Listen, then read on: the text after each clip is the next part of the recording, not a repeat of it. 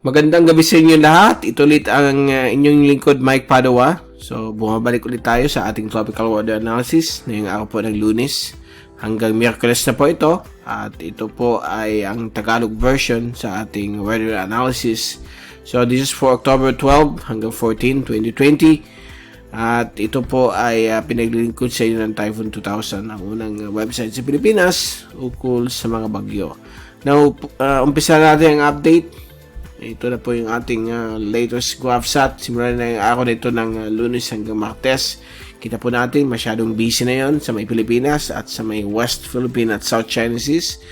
Sa may Vietnam area, marami pong sumusunod na yun mga tropical systems dun sa area nila, west of the Philippines, dahil po sa palakas na La Nina. So pag may La Nina, common po ang mga systems west or over the Philippines nag-form. Doon na po lumalakas sa may dagat China.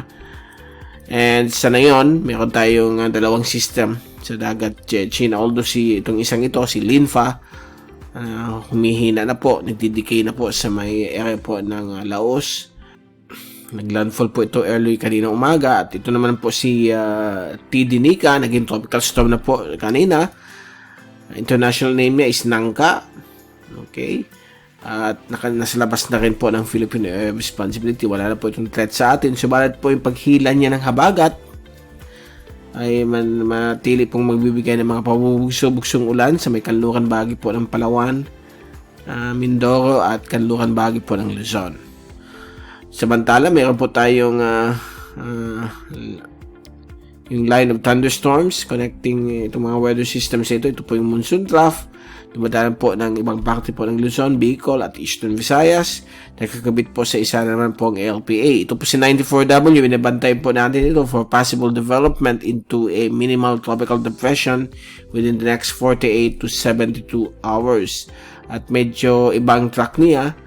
Ito po, possibility po ito na baka dumaan po ng Kabikulan at Eastern Samar, Northern Samar sa susunod na 48 oras. So, let's hope and pray hindi po siya maging bagyo, but malaki ang possibility na magiging ganap na bagyo po siya sa pagdating sa dagat China o sa may West Philippine Sea by Thursday evening or Friday. So dito na po siya tuluyan lalakas, but may possibility na maging tropical depression prior in making landfall over Northern Samar or while crossing Northern Samar at Bicol region, depende sa atmospheric environment dito sa area na ito. But most of the computer models ay pinapakita na baka maging bagyo po siya habang tumatawid po ng Kabikulan. But mahina lamang po ito. Ang dalalang usual nito ay mga ulan. Maliban lang kung nasa tapat kayo ng isang thunderstorm sa may dalang hangin na 50 kph o 45 kph. So yan po ang babantayin natin. So posibleng bigyan po ito ng pangalan as OFEL kapag in-upgrade po ng ating Weather Bureau Pag-asa. So, we'll keep you updated in the coming days, lalo na po sa Miyerkules. At we will bring you the very latest information dito po sa LPA na ito. As of now, it's still LPA pa lang siya, si 94W, but unti-unting nag-improve yung kanyang sirkulasyon. So, bantayin po natin yung weather system na yan. So, ito yung fast animation. So, makita niyo yung malaking circulation dahil may kasama pong habagat. Itong si Nangka or bagyong si Nika. Samantala, yung isang LPA, itong binabantay natin ay disorganized pa, but slowly gumaganda yung kanyang circulation. At ito yung zoom in satellite animation. So, kitang-kita po natin yung pag-develop nitong si 94W.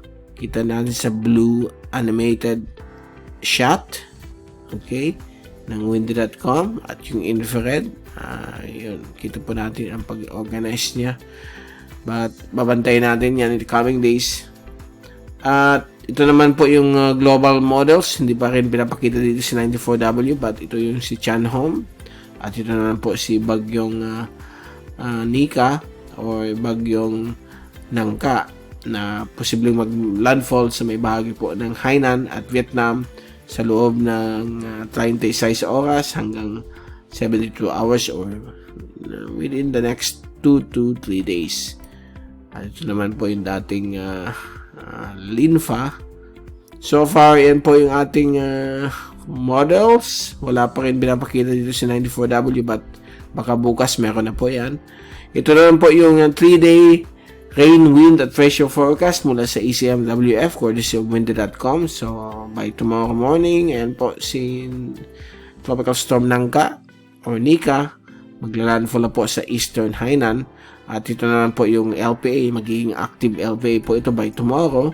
And by Wednesday, posibleng maglalandfall po siya sa may dulong bahagi po ng Northern Samar, tatawid po ng Southern Bicol.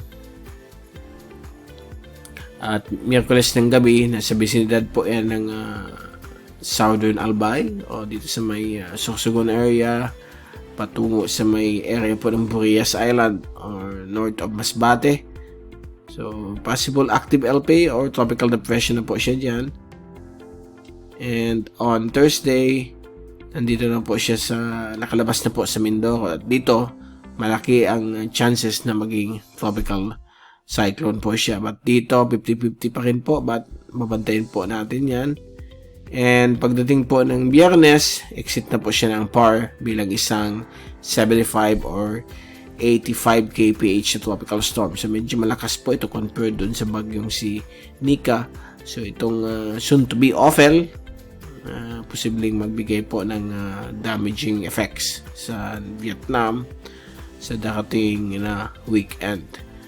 Okay, so we will keep you updated. Abangan po sa mga updates natin, storm watches, storm updates, advisories sa ating Typhoon 2000. At we will keep you posted na dito sa ating Weather TV sa YouTube channel ng Mr. Typhoon. At kung maging bagyo po ito, everyday meron po tayong weather updates sa YouTube.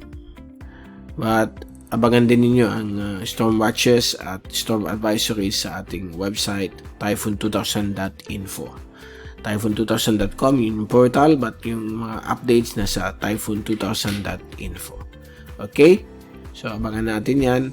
At dyan muna tayo magpapaalam. Hanggang dyan na muna po. Babalik ulit tayo sa Miyerkules upang ibigay na sa inyo pinakalaita sa ating panahon. At mula sa Typhoon 2000, ito ulit si Mike Paduang, papaalam. Good night po sa inyong lahat. Stay safe always. Be #WeatherWiser, #TyphoonWiser. At maraming salamat po sa pagpanood nyo sa aking YouTube channel.